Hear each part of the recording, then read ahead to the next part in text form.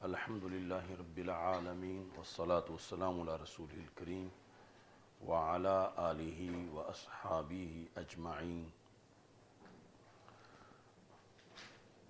بخاری شریف کے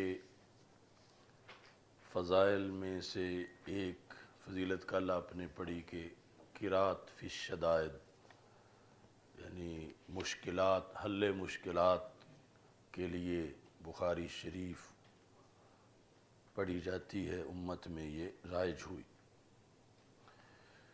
تو اسی بات کو تیسیر القاری شرح صحیح بخاری کے اندر امام نور الحق دہلوی رحمہ اللہ تعالی نے بھی ذکر کیا۔ امام نور الحق دہلوی حضرت شیخ عبدالحق محدث دہلوی رحمہ اللہ تعالی کے بیٹے ہیں۔ انہوں نے فارسی میں تیسیر القاری شرح صحیح بخاری 4 جلدوں کے اندر جو بڑے سائز کی ہیں لکھی شرح، اس کے اندر انہوں نے یہ لکھا ہے کہ صفحہ نمبر جلد نمبر 1 صفحہ نمبر 5 پر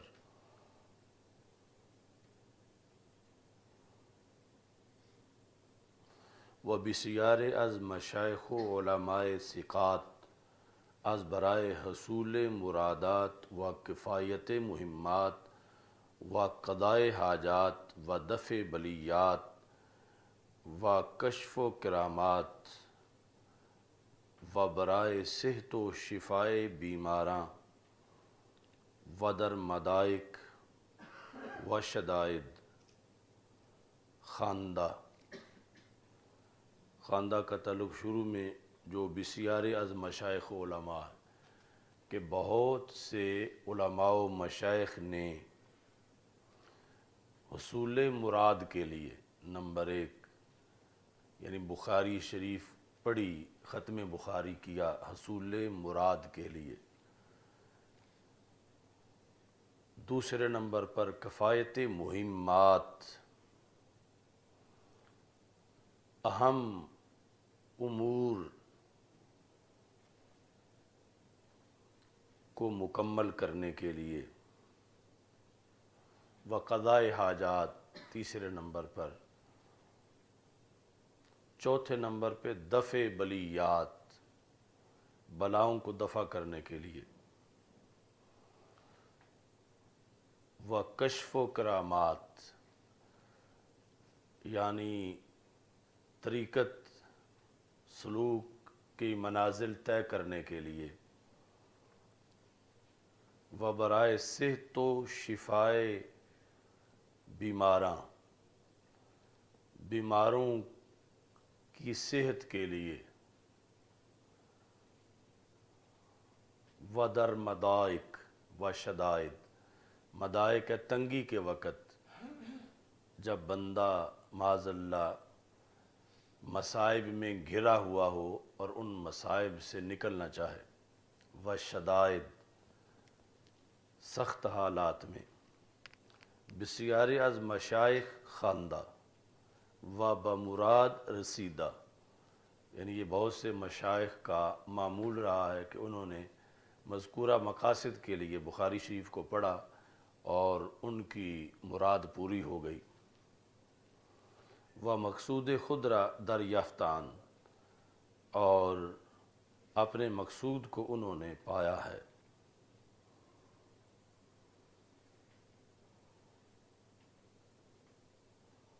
و آرا مانند تریاق مجرب دانستان، اور اس کو تریاق مجرب کی طرح علماء و مشایخ نے جانا ہے۔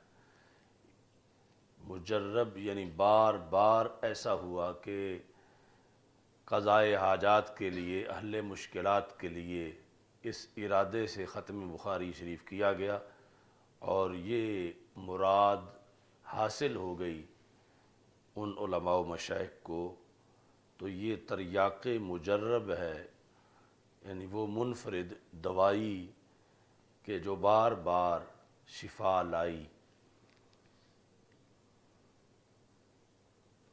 و این معنی یعنی بخاری شریف کے دوسرے جو آگے ہم عادات بخاری کے لحاظ سے لکھائیں گے، یا 20 فوائد فضائل ہیں۔ یہ جو شفا والا پہلو ہے یہ بھی محدثین کے درمیان رائج تھا، یعنی یہ ایسا نہیں ہے کہ کوئی محض دم درود کرنے والا کوئی ہو اس نے اس پر عمل کیا ہو، یعنی خود محدثین بھی اس کے قائل تھے۔ وَإِيمَانَ نزد علماء حدیث بمرتبہ شہرت و استفادہ رسید، کہ یہ مطلب یعنی بخاری شریف کو شدائد کو دور کرنے کے لیے، قضاء حاجات کے لیے پڑھا جانا، یہ معنی علماء حدیث میں بھی مرتبہ شہرت تک پہنچا ہوا تھا۔ و استفادہ یہ بھی مشہور کے معنی میں ہے ضاد کے ساتھ، یعنی علماء حدیث میں اصول حدیث اور شعبہ حدیث کے جو ماہرین ہیں وہ بھی بخاری شریف کے اس پہلو پر مطلع تھے اور اس پر عمل کرتے تھے۔ ومیر جمال الدین محدث از استاذ خود سید اصیل الدین رحمۃ اللہ علیہ نقل کردہ، کہ میر جمال الدین جو ہیں بہت بڑے محدث، انہوں نے اپنے استاذ اصیل الدین صاد کے ساتھ ان سے یہ روایت کیا ہے کہ گفت قریب 100 بار صحیح بخاری در وقائع و مہمات برائے خود و برائے مردم خواندائیم، کہ سید اصیل الدین جو ہیں انہوں نے اپنے مختلف مقاصد کے لیے، مشکلات کے حل کے لیے، اور لوگوں نے جو ان سے کہا کسی مقصد کے لیے، انہوں نے 120 مرتبہ بخاری شریف مکمل مختلف مواقع پر اس کا ختم شریف کیا۔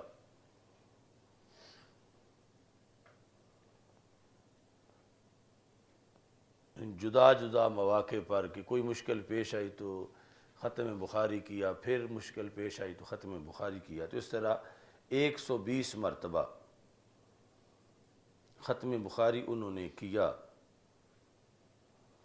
و بہر نیت کے خواندائیں مقصود حاصل شدہ، کہ جس نیت کے لیے بھی بخاری شریف کا ختم کیا گیا تو وہ مقصد حاصل ہوا۔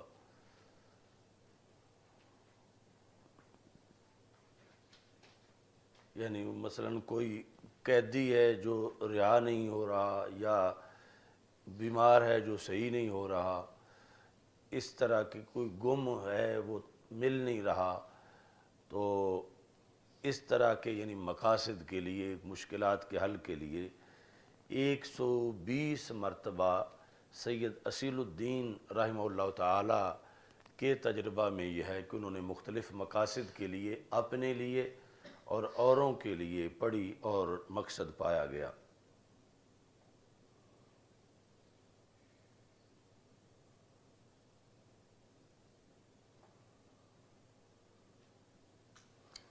و میان علماء ایمانہ بحد شہرت بودا باشد،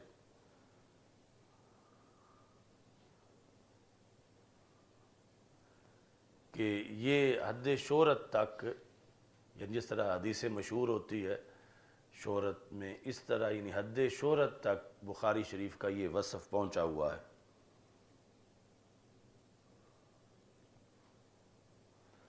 اس کے علاوہ کہتے ہیں وَدَرْ ہر کشتی، کہ جس کشتی کے اندر بخاری شریف کا نسخہ ہو،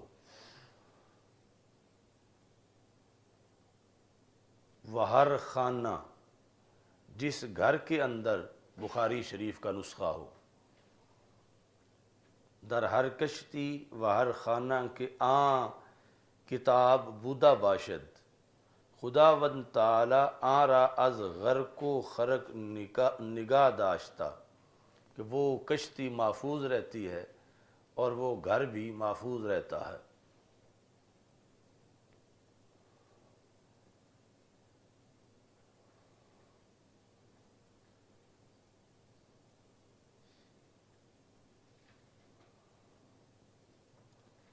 کشتی ڈوبتی نہیں اور اس طرح کا کوئی واقعہ پیش نہیں آتا۔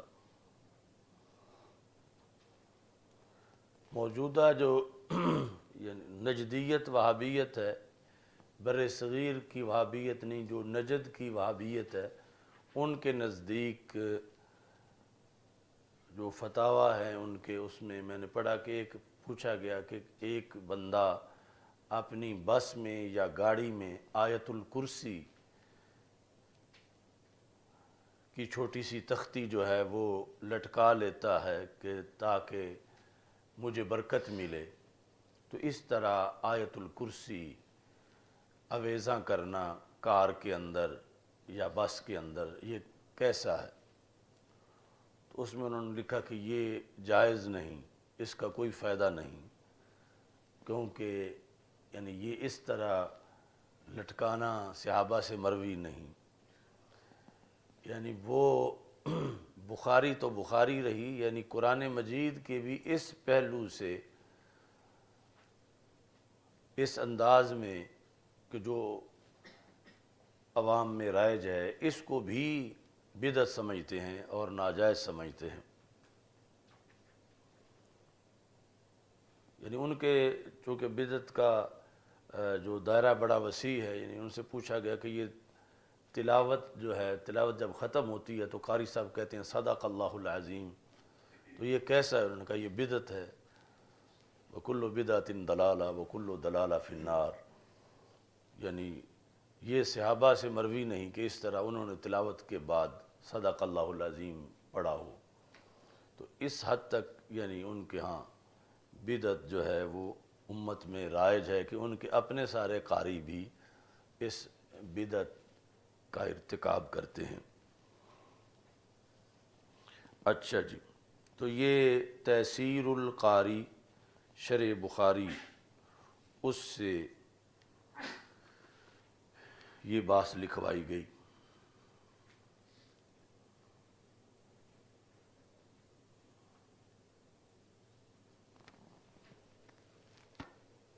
تو اس سائز کی یہ اس کی جلدیں ہیں 4۔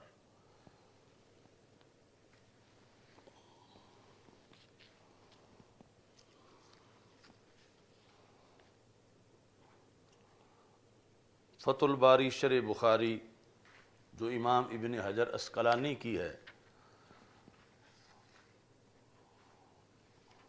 اس میں یعنی وہ جو اہم حوالہ جات ہیں اس کے لحاظ سے صفحہ نمبر 14 پر جو جلد نمبر 1 ہے مقدمہ والی، اس میں یہ لکھا ہے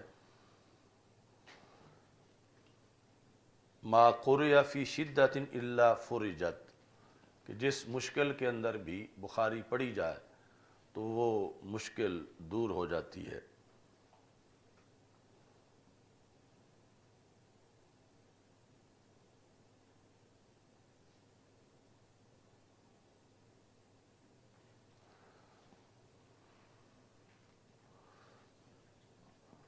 اور اس میں انہوں نے یعنی یہ بتایا کہ یہ بلند مقام اس کو اس لیے ملا کہ امام بخاری جو اس کے لیے یعنی ہر ترجمۃ الباب کے لیے 2 نفل پڑھتے تھے، اور چونکہ رسول اکرم صلی اللہ علیہ وسلم کے روضہ پاک اور ممبر کے درمیان بیٹھ کے انہوں نے تراجم مکمل کیے، یعنی عنوان بابوں کے، اس بنیاد پر اس میں بہت برکت آئی۔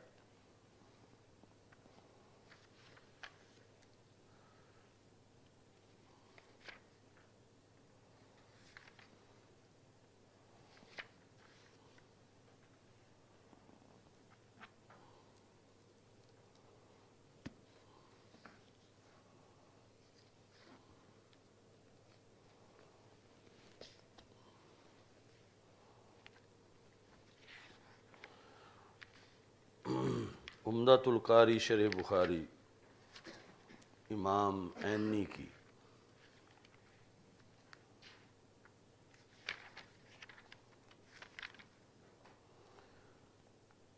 یعنی یہ بخاری شریف کی شروحات میں سے وہ منفرد شرح ہے جو ایک بہت بڑے حنفی محدث کی ہے کہ جنہوں نے جہاں بھی بیان مذاہب کی ضرورت ہوتی ہے تو حنفی مذہب کے دلائل بھرپور طریقے سے بیان کرتے ہیں اور حنفی مذہب کو ثابت کرتے ہیں۔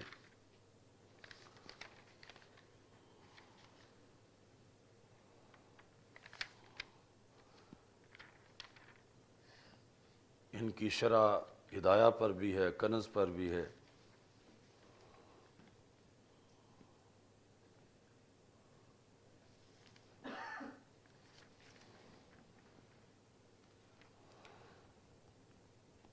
اس کا مقدمہ مختصر سا ہے جس میں پہلے لکھا چکے ہیں علم حدیث کا موضوع وغیرہ، تعریف۔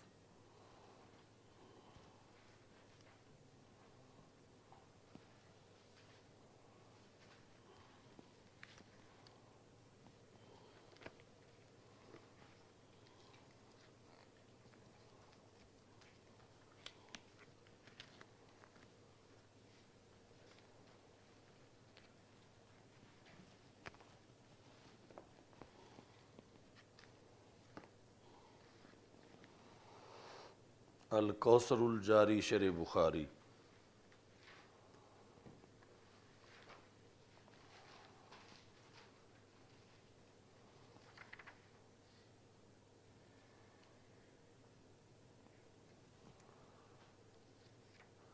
اس میں بھی مختصر سا مقدمہ امام قرآنی کی طرف سے موجود ہے، جس میں انہوں نے لکھا کہ امام بخاری رحمہ اللہ تعالی نے یہ کہا احفظ مئات الف حدیث صحیح، کہ میں 1,00,000 صحیح احادیث کا حافظ ہوں۔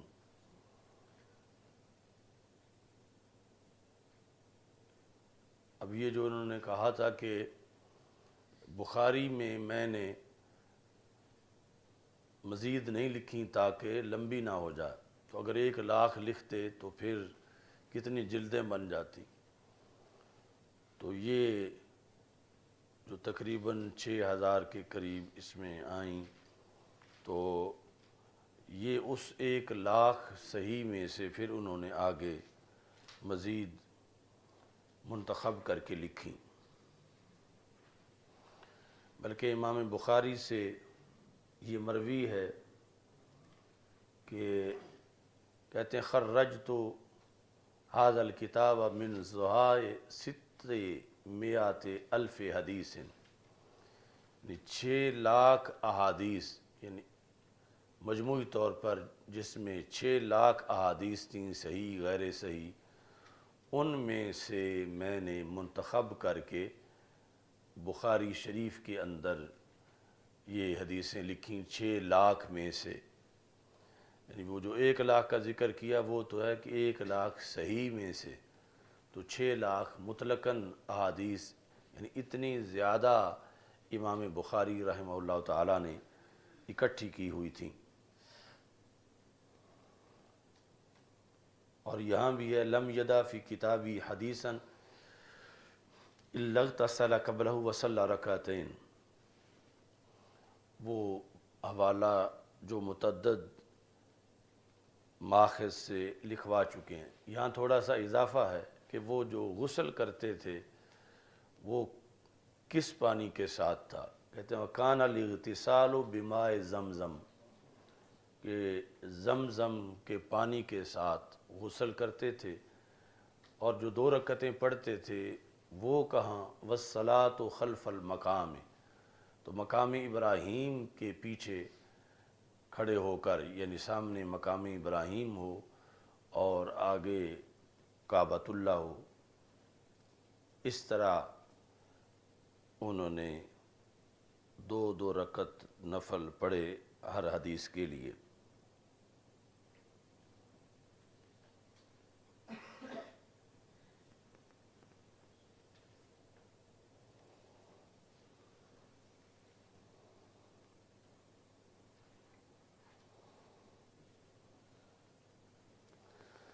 تو انہوں نے ابن حجر کے حوالے سے اپنے مقدمے میں لکھا کہ بخاری شریف کی کل احادیث جو ہیں وہ 7370 ہیں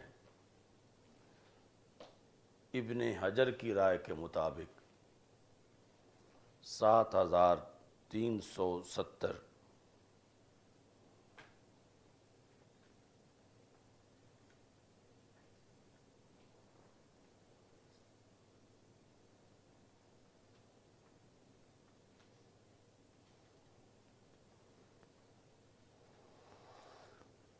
ان میں سے جن کے متون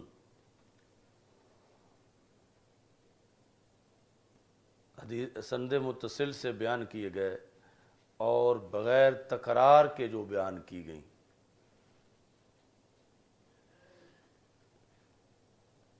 وہ ہیں 2464 احادیث۔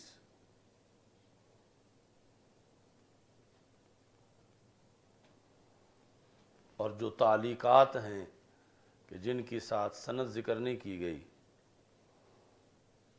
وہ ہیں 1341۔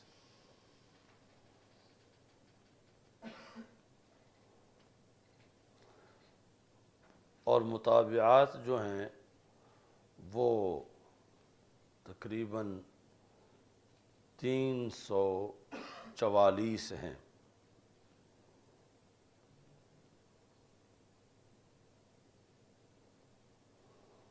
جس طرح کہ صحیح مسلم کے اندر جو بغیر تکرار کے ہیں وہ 4000 ہیں،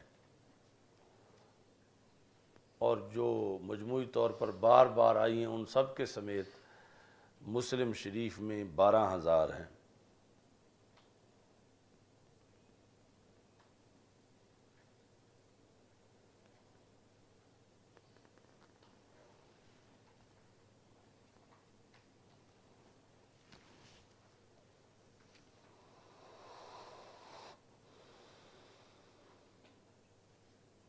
سنن ابی داؤد میں 4600 ہیں، ابن ماجہ میں 4000 ہیں۔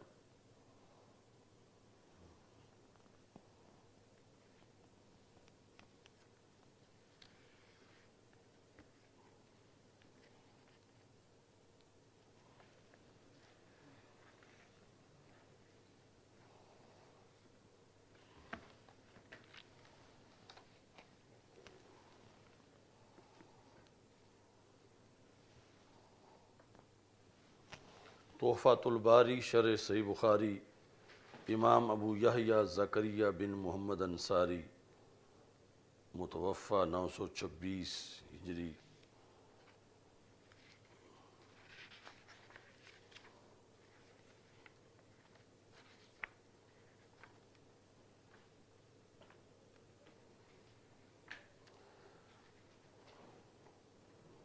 یہاں جو محقق ہے اس کا مقدمہ تو ذکر ہے، مگر خود ان کا اپنا مقدمہ ذکر نہیں ہے، بلکہ شروع سے ہی جو ہے وہ حدیث کی شرح جو ہے شروع کر دیتے ہیں کیف کان بدء الوحی سے۔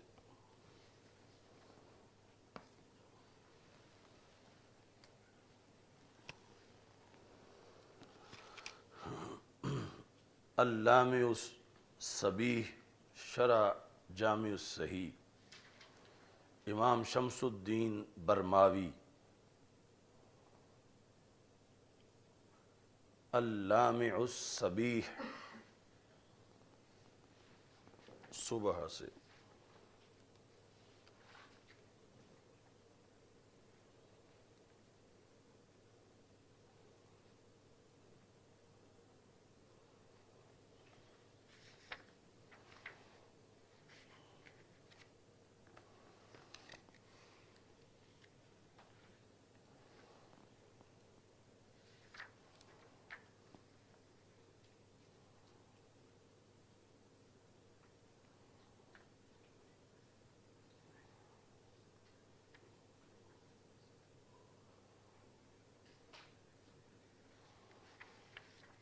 انہوں نے بھی مختصر مقدمہ لکھا ہے۔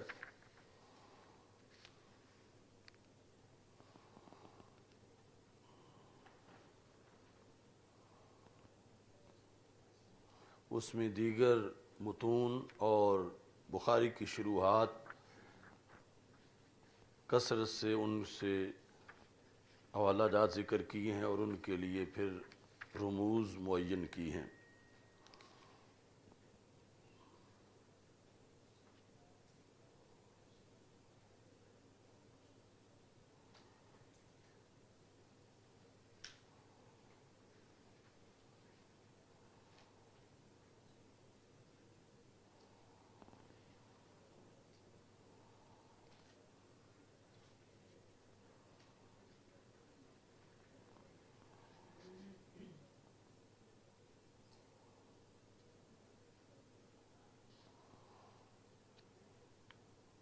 اور مقدمہ کے اندر ہی جو تراجم ابواب ہیں، تو ابواب کی ترتیب کی حکمتیں بیان کی ہیں بخاری شریف کے ابواب کی۔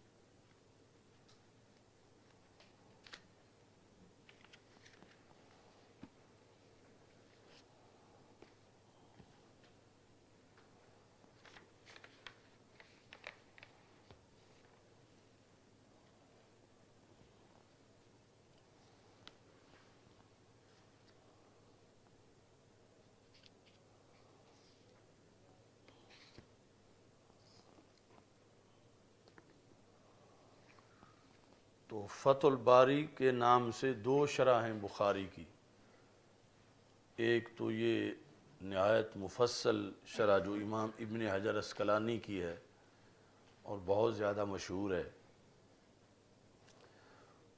دوسری ہے فتح الباری یہ ابن رجب حنبلی کی، اور یہ چند جلدوں کے اندر مختصر ہے۔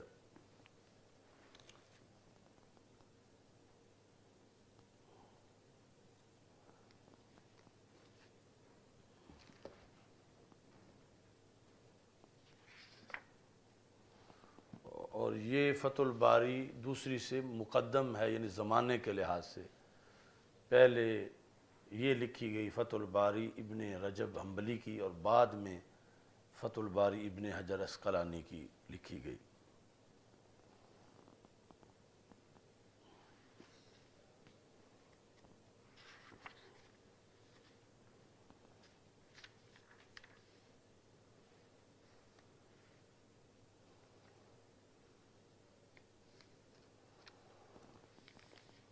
شروحات کے لحاظ سے جو سب سے پہلی شرح لکھی گئی صحیح بخاری کی، وہ امام ابو سلیمان خطابی ان کی ہے کتاب اعلام الحدیث۔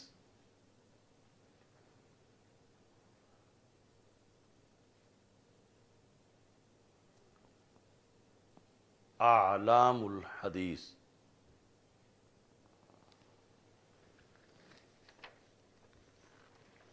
یہ دو جلدوں میں ہے، یعنی یہ سب سے پہلی شرح ہے صحیح بخاری شریف کی امام خطابی کی، جس کا نام ہے اعلام السنن فی شرح صحیح البخاری۔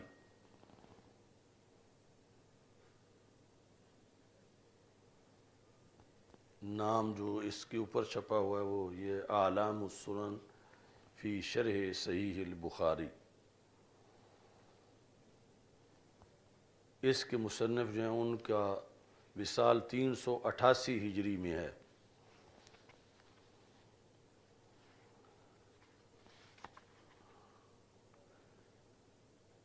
یعنی امام بخاری کے فوراً بعد یہ شرح کا کام انہوں نے سب سے پہلے شروع کیا۔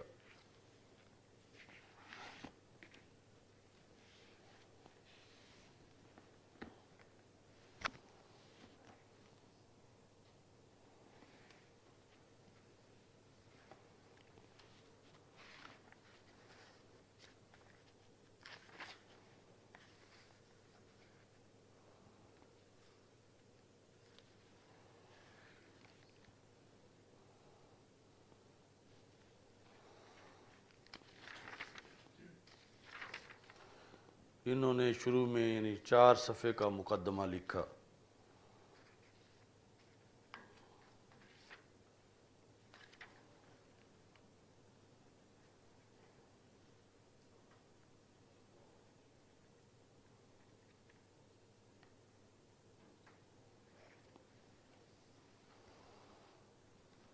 اور اس کے اندر یعنی حجیت حدیث کے لحاظ سے آیات لکھیں۔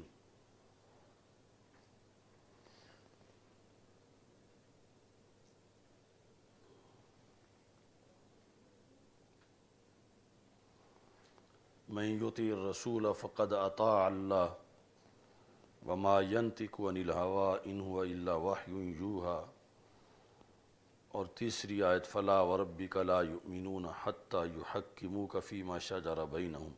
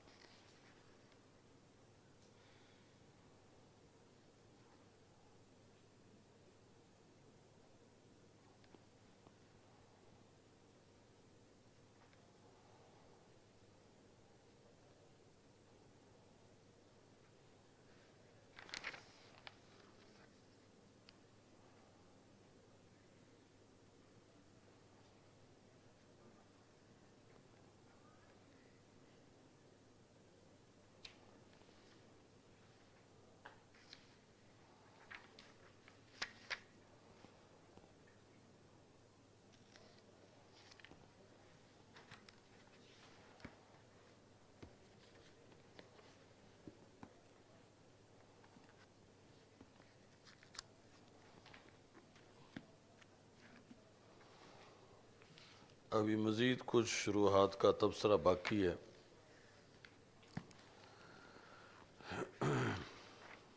تو جو دوسرا حصہ ہے یعنی خود بخاری شریف کی وضاحت کے لحاظ سے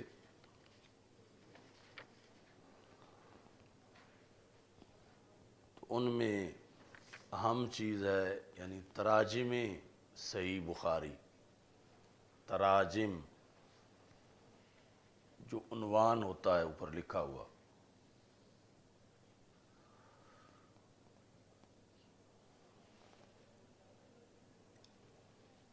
تو مجموعی طور پر بخاری شریف کے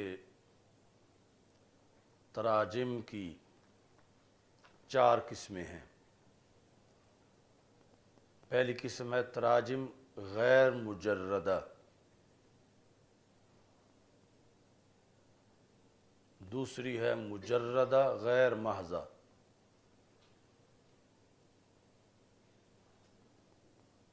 تیسری ہے مجردہ محضہ سوریہ،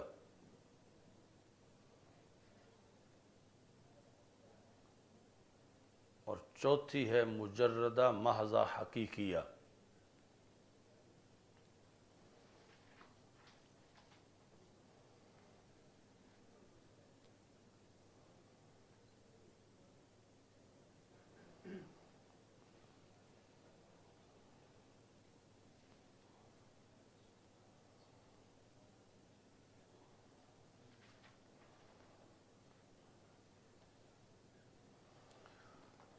اس کی وجہ سر یہ ہے کہ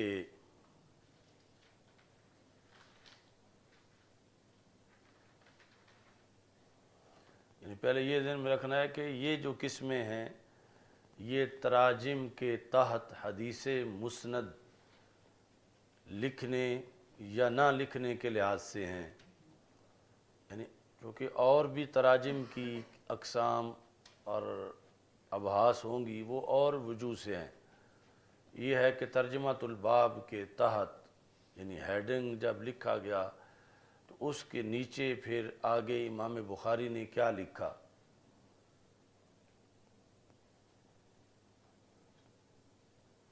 تو وجہ اثر یہ ہے کہ تراجم کے تحت حدیث مسند مرفوع مذکور ہوگی یا نہیں ہوگی۔ تراجم کے تحت حدیث مسند مرفوع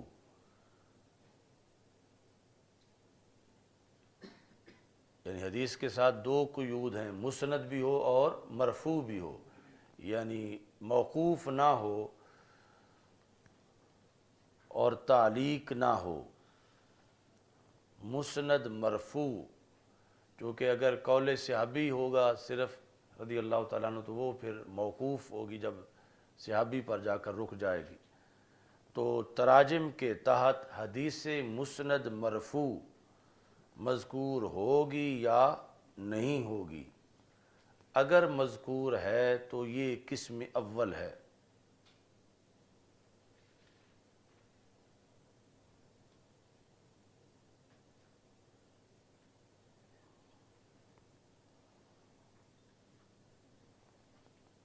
یعنی اگر مذکور ہے، کیا مذکور ہے؟ حدیث مسند مرفوع۔ اور اگر مذکور نہیں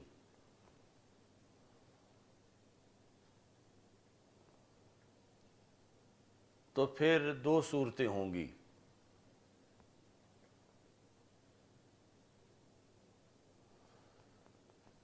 کہ حدیث مسند کی بجائے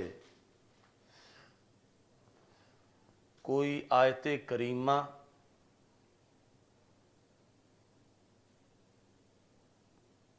یا حدیث غیر مسند یا قول سلف مذکور ہوگا یا نہیں ہوگا۔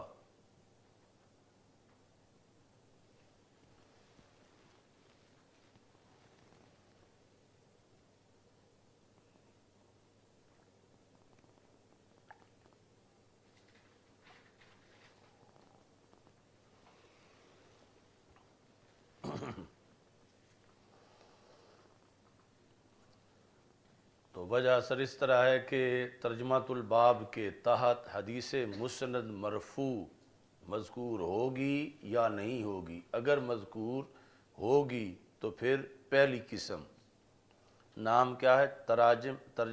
تراجم غیر مجردہ۔ اور اگر مذکور نہیں ہوگی یعنی حدیث مسند مرفوع ہیڈنگ کے بعد مذکور نہیں ہوگی تو پھر تین آپشن ہیں کہ یا تو آیت کریمہ مذکور ہوگی، یا پھر حدیث غیر مسند مذکور ہوگی، یا پھر سلف کا کوئی قول مذکور ہوگا۔ یہ تینوں میں سے کوئی ایک ہوگا یا نہیں ہوگا۔ اگر مذکور ہے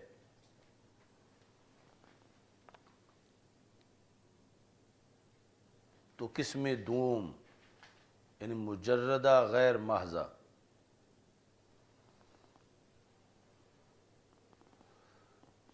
مجردہ غیر محضہ کی یہ تعریف بنی کہ جس میں ترجمۃ الباب کے بعد یا تو آیت کریمہ لکھی ہوتی ہے، آیت کریمہ نہ ہو تو حدیث غیر مسند لکھی ہوتی ہے، وہ نہ ہو تو اسلاف کا کوئی نہ کوئی قول جو ہے وہ ترجمۃ الباب کی دلیل کے طور پر اسے لکھا گیا ہوتا ہے۔ اچھا جی، اب دوسری جو شکل تھی کہ اگر ان میں سے کوئی چیز بھی مذکور نہیں،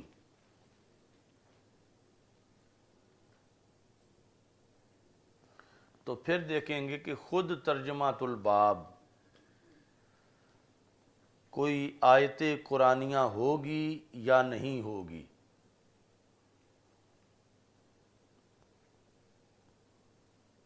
یعنی پہلے تو ذکر ہے کہ ترجمات الباب کے تحت آیت کا ہونا، اب یہ ہے کہ ترجمات الباب ہی آیت کا بنایا گیا ہے۔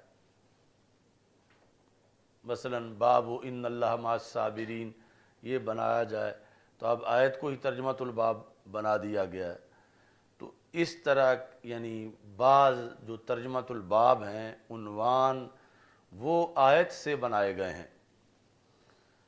تو اب یہ شک چل رہی ہے کہ یعنی اس میں ترجمات الباب کے بعد نہ تو آیت کریمہ ہے، نہ حدیث غیر مسند ہے، اور نہ ہی قول سلف ہے۔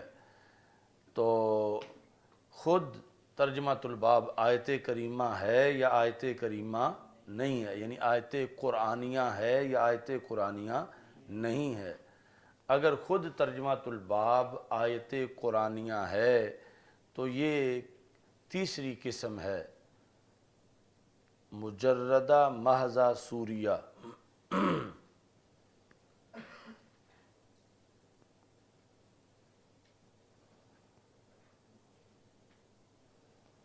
اور اگر یہ بھی نہیں تو پھر وہ چوتھی قسم ہے،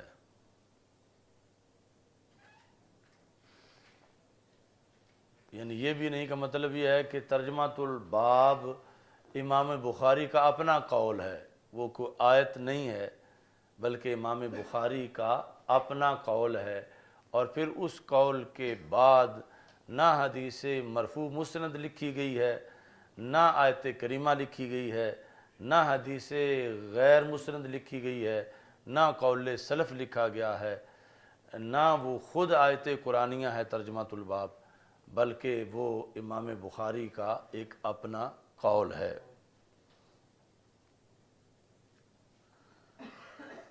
تو یہ اچھی طرح آپ نے یاد کرنا۔ کل پھر اس کی مثالیں، یہ جو نسخہ آپ کے پاس صحیح بخاری کا موجود ہے اس میں سے کل اس کی مثالیں جو ہیں وہ دکھائیں گے کہ اس طرح یعنی یہ جو قانون ہے اس کا اجراء بخاری شریف کی حدیثوں کے لحاظ سے انشاءاللہ کل کے سبق میں کریں گے۔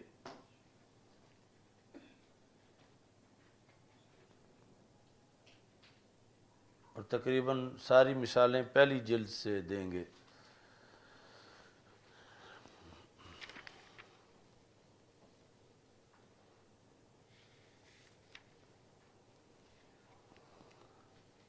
اب ہیں تعلیقات بخاری۔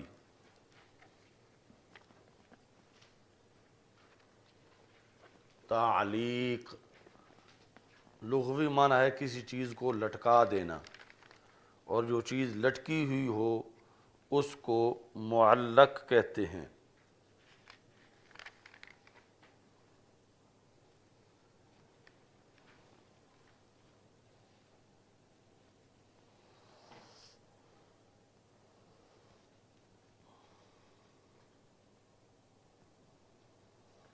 تو امام بخاری رحمۃ اللہ علیہ نے صحیح بخاری کے اندر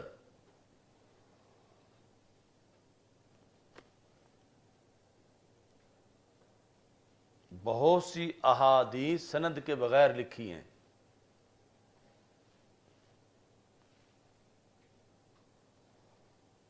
جس طرح پہلے مجموعی تعداد کے لحاظ سے ذکر کیا ہے، اور ایسے ہی بہت سے اقوال صحابہ رضی اللہ تعالی عنہم بھی سند کے بغیر لکھے ہیں۔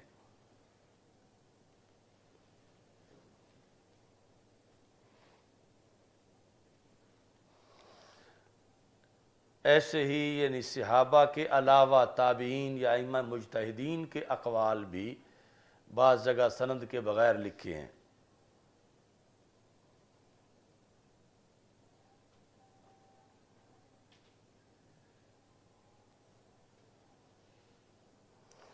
تو یہ سب تعلیقات بخاری ہیں۔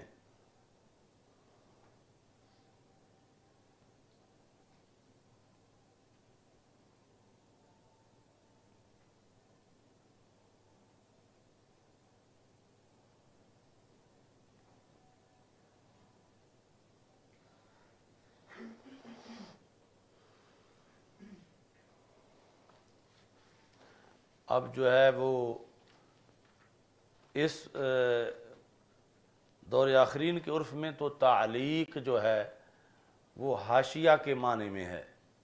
مثلا تعلیقات رضویہ بخاری پر، مطلب یہ ہوگا کہ بعض مقامات پر جو اعلیٰ حضرت رحمۃ اللہ علیہ نے حاشیہ اس پر لکھا.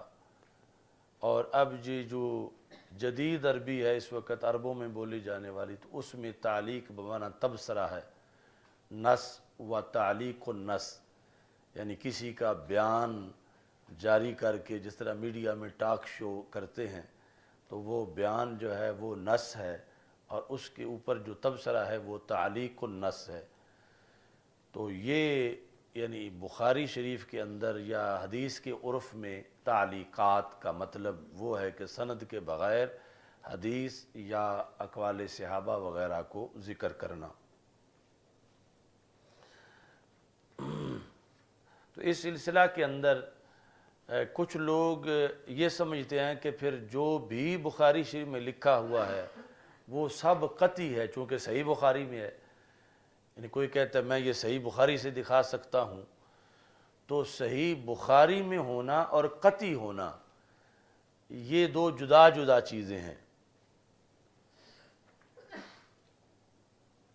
ضروری نہیں کہ جو بھی صحیح بخاری میں ہو وہ قطعی بھی ہو، کیونکہ بخاری میں وہ بھی ہو سکتا ہے کہ جو تعلیقاً امام بخاری نے ذکر کیا ہے، اور تعلیقاً کے اندر پھر تعلیق کا اصول دیکھیں گے.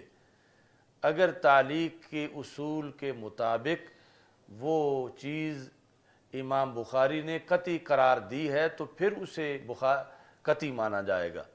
اور اگر ذکر تو بخاری میں ہے لیکن طریقہ جو ذکر کرنے کا ہے وہ تمریض والا ہے، یعنی اشارہ کیا گیا کہ یہ بات کمزور ہے، تو پھر بخاری میں ہونے کے باوجود اس کو قطعی نہیں سمجھا جائے گا. یعنی ما فی البخاری اور قطعی یہ جو دو کلیاں ہیں ان میں نسبت مساوات کی نہیں ہے. جس طرح یعنی عام بندہ ایک سمجھتا ہے کہ بخاری میں جب چیز ہے تو یہ پھر قطعی ہوگی، یا کوئی بندہ جو ہے وہ اوروں کو مطمئن کرنے کے لیے کہتا ہے کہ یہ چیز میں بخاری سے دکھا سکتا ہوں. تو بخاری میں اگر وہ حدیث مسند کی شکل میں ہے تو وہ اور معاملہ ہے. اگر تعلیق کی شکل میں ہے تو پھر دیکھیں گے کہ وہ کون سی تعلیق کی قسم ہے کہ وہ قطعی قرار دی ہے امام بخاری نے یا قطعی قرار نہیں دی. تو مطلقاً بخاری کے اندر ذکر آ جانا محض تذکرہ وہ اس کے قطعی یا صحیح ہونے کی دلیل نہیں ہے. اچھا جی،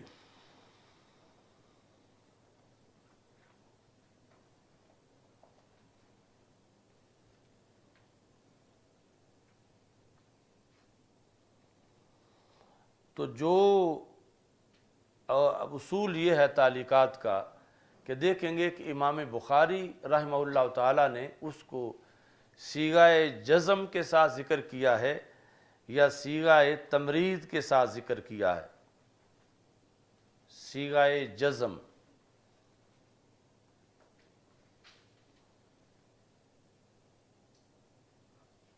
صیغہ جزم یہ ہے کہ مثال کے طور پر لکھتے ہیں قال مالکن یا قال سیدنا عمر رضی اللہ تعالیٰ عنہ، تو یہ قال معلوم کا صیغہ ہے اور ساتھ فاعل معلوم ہے، یہ صیغہ جزم ہے. یا روا کا لفظ آتا ہے معلوم کا، تو یہ صیغہ جزم ہے. تو اس میں امام بخاری اس کی ذمہ داری اٹھا رہے ہیں، یعنی اس پر صحت کا حکم لگایا جائے گا کہ امام بخاری نے لکھتے وقت خود ہی اس کے بارے میں، اس بات کے بارے میں خدشے کا اظہار نہیں کیا کہ فاعل کو ذکر ہی نہ کرتے، بلکہ ذکر کیا ہے تو یہ صیغہ جزم ہے. اگرچہ سند ذکر نہیں ہے تو یہ بات قطعی ہے. اور جو صیغہ تمریض سے ہو، تمریض یعنی مرض، تمریض، تضعیف، جس طرح کے کیلا یا رویہ،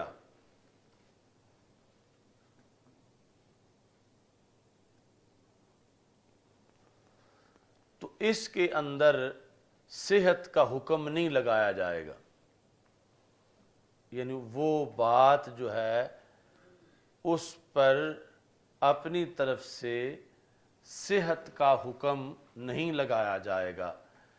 تو پتہ چلا جو تعلیقات بخاری کے اندر ہیں اگر وہ جزم کے صیغے سے ہیں تو وہ بھی قطعی ہیں، یعنی امام بخاری کے نزدیک، اگرچہ کسی اور کے نزدیک اس پر اعتراض ہو، لیکن امام بخاری رحمۃ اللہ علیہ کے نزدیک فائنل بات وہ تھی، اس لیے انہوں نے صیغہ جزم کے ساتھ ذکر کی، اگرچہ اس کی سند کو ذکر نہیں کیا۔ اور دوسری طرف جو ہے وہ صیغہ تمریض جو ہے اس کے ساتھ اگر ذکر کیا گیا اور روے یا قیلا، تو امام بخاری نے خود ہی اس کی ذمہ داری نہیں اٹھائی، تو انہوں نے ذکر ہی تمریض کے ساتھ اس کو کیا ہے۔ اب وہ چیز بخاری میں موجود ہونے کے باوجود قطعی نہیں ہے۔ اچھا جی، اب یہ ہے کہ قطعی تو نہیں ہے، تو کیا اس کو بالکل واہی کہیں گے؟ واہی یعنی من گھڑت یا کمزور، واہی یہ عربی میں واہی ہے، اسی سے واہیات ہے آگے، یعنی بالکل اس کو فضول بات سمجھیں گے کہ صیغہ تمریض سے ذکر ہے تو اب صحت کا حکم تو نہیں لگا سکتے، تو کیا یہ کہیں گے کہ یہ جھوٹ ہے، یہ غلط ہے؟ تو اس کا جواب یہ ہے کہ اگر واہی بات ہوتی تو ہرگز امام بخاری اس کو صحیح بخاری میں داخل نہ کرتے، یعنی اگرچہ ہم اس پر صحت کا حکم تو نہیں لگا سکتے مگر وہ بالکل فضول بات بھی نہیں ہے، یا من گھڑت یا کمزور بالکل جس پر واہی کا اطلاق کیا جائے تو ایسی بات بھی وہ نہیں ہے۔ صرف یہ ہے کہ ہم اس کو بخاری شریف کے حوالے سے صحیح قرار نہیں دے سکتے، ہاں ہو سکتا ہے کہ وہی بات کی اور ذرائع سے ثابت ہو جائے، جہاں جزم کے صیغے سے ہو یا سند ہو تو وہ ایک علیحدہ بات ہے۔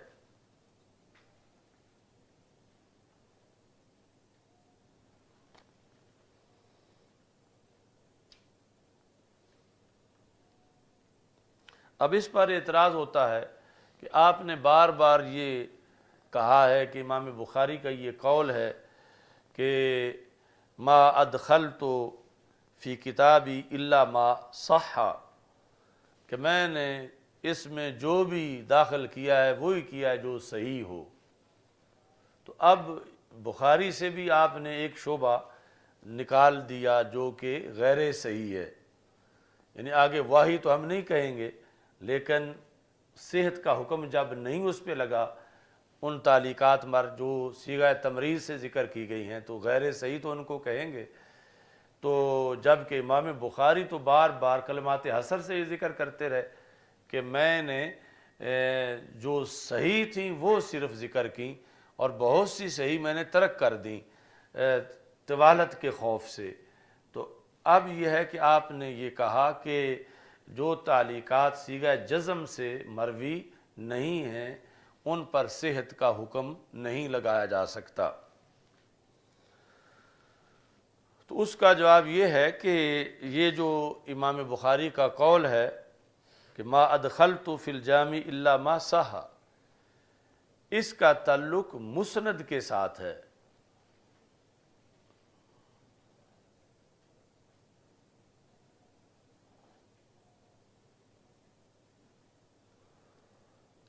مطلب کیا؟ ما ذکرت فیہ مسندا الا ما صح، میں نے سند کے ساتھ جو بھی حدیث ذکر کی وہ فائنل کر کے تب ہی ذکر کی کہ وہ صحیح تھی، یعنی یہ قانون معلق کے بارے میں نہیں مسند کے بارے میں ہے، کہ جو بھی مسند ذکر کی وہ امام بخاری کے نزدیک صحیح تھی تو تب ہی ذکر کی، اور معلق کا دائرہ ہی اور ہے۔ اس بنیاد پر پھر معلق میں جا کے دو قسمیں ہیں کہ صیغہ جزم کے ساتھ ذکر کیا ہے یا صیغہ تمریز کے ساتھ ذکر کیا ہے۔ مسند میں ایک ہی قسم ہے کہ جو ان کے نزدیک صحیح تھی امام بخاری رحمہ اللہ تعالیٰ کے نزدیک، اسی کو انہوں نے ذکر کیا۔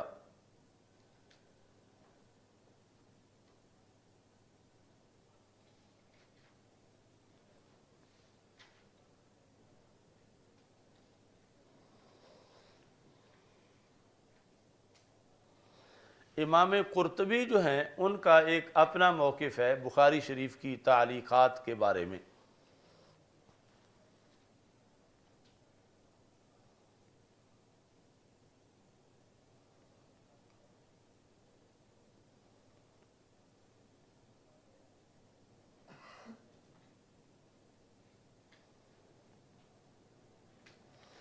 وہ کہتے ہیں کہ امام بخاری رحمۃ اللہ علیہ نے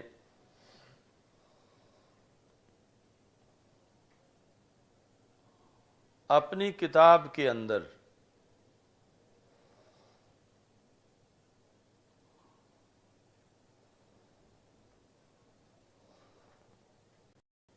جو کچھ بھی ذکر کیا ہے، خواہ وہ مسند ذکر کیا ہو یا معلق ذکر کیا ہو،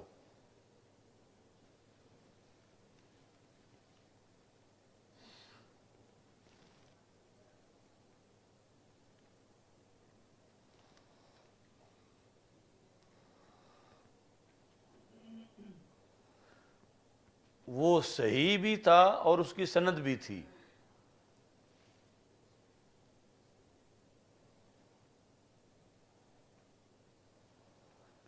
لیکن یہ جو تعلیقات ہیں ان کی سند نہیں ذکر کی امام بخاری رحمہ اللہ تعالیٰ نے۔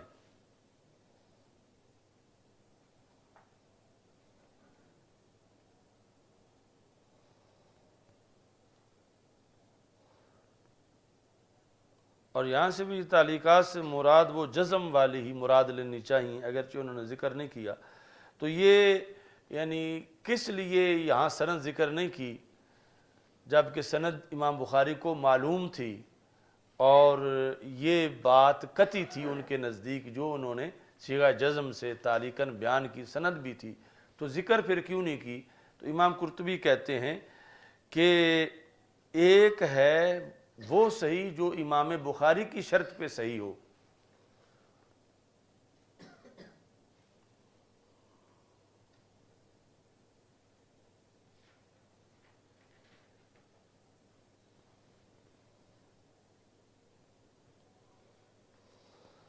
اور دوسری ہے وہ صحیح کہ جو امام بخاری کے علاوہ جو محدثین ہیں ان کی شرط پر صحیح ہے لیکن امام بخاری کی شرط پر صحیح نہیں ہے۔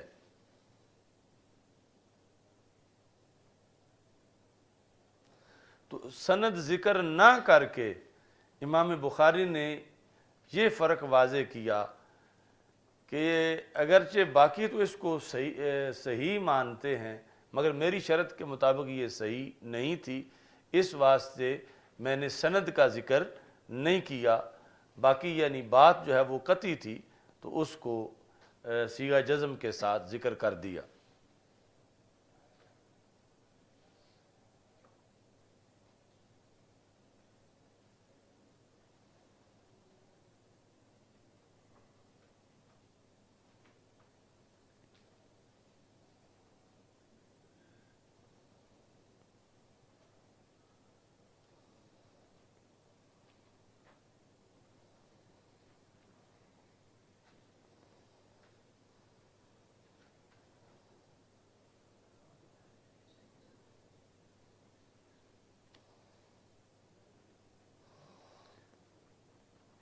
باقی اس تعلیق کے بارے میں ابن صلاح کا ایک اور قول بھی ہے، مقدمہ ابن صلاح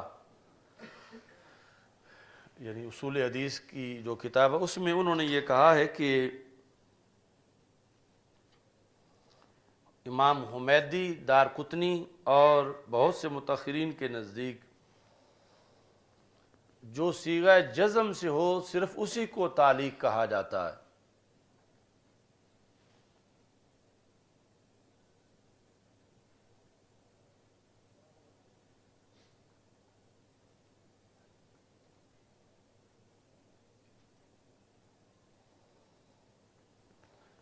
اور اس میں یہ ہوتا ہے کہ سند کے آغاز میں سے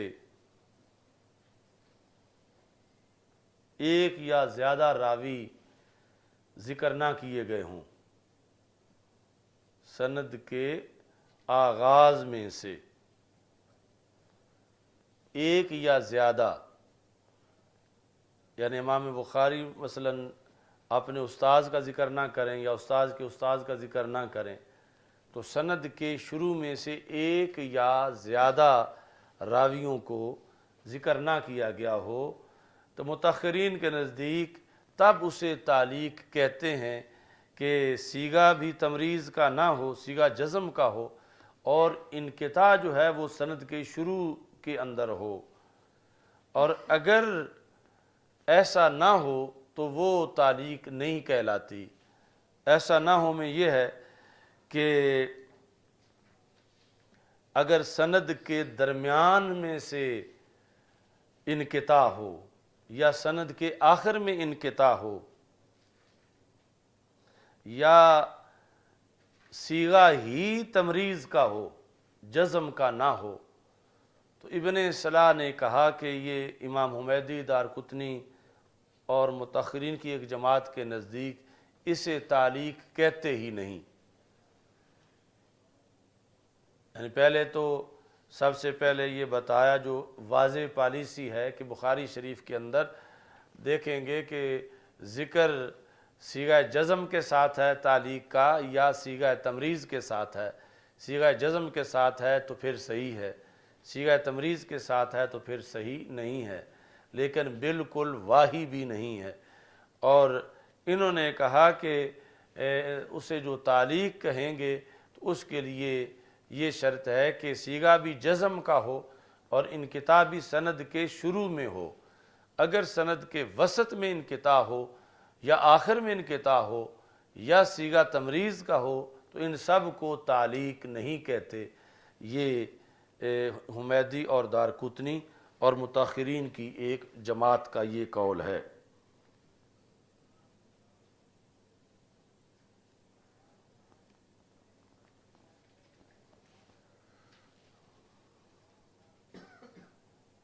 چلو الحمدللہ رب العالمین والعاقبۃ للمتقین والصلاۃ والسلام علی رسول کریم۔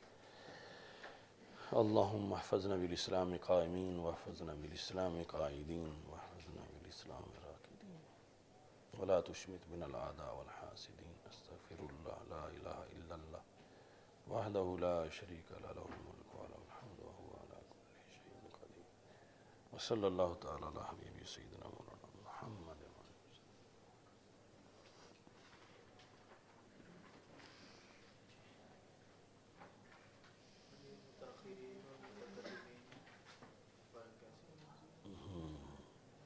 یہ فرق جو ہے وہ یعنی کثرت مطالعہ سے ہی چل سکتا ہے۔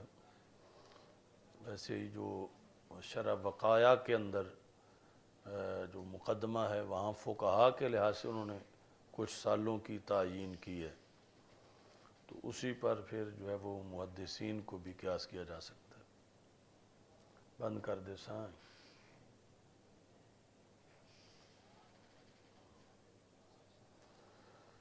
کیونکہ یہ پکانے والا بہت تھا، اس لیے آپ کا یہ پہلے اب سبق ختم کیا کہ پھر ایسا نہ ہو کہ سب پیالہ لبریز ہو جائے، تو یہ قسمیں اچھی طرح پکا کھلانی ہے۔